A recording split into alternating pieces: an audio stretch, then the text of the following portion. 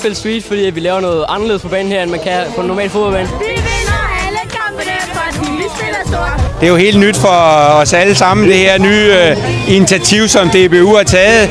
Men jeg synes, det er sjovt at spille fodbold på en lidt anderledes måde, og jeg kan se, at pigerne de går rigtig godt til den. Vi får ikke rigtig nogen hold, vi er GPA.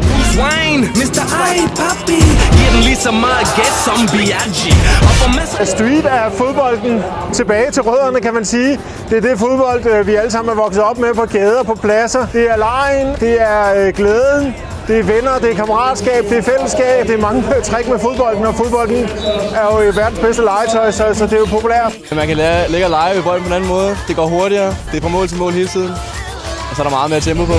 Kommer til finalen med den drik, der virkelig dropper der på halen. Og når du så er helt rundt i låget. Jamen, jeg går jo også til fodbold, og når du går til fodbold, så kommer den teknik sådan af sig selv. Nu er det mig, der giver. Jeg er ikke så meget papir. Her er det mig, der kører festen op igen, før den stopper. Selvfølgelig kan jeg ikke udelukke det, at man får venner.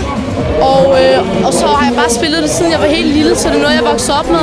Så ligesom en rutine i mit liv. Festen op, vi giver sådan popper. Sådan popper.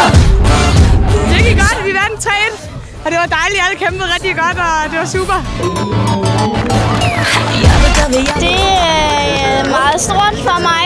Nu ved vi endelig, at vi er de bedste, og vi har virkelig kæmpet for det, og det er en rigtig god måde, vi afslutter det her på. Så det er vi rigtig glade for. Vi kommer strong og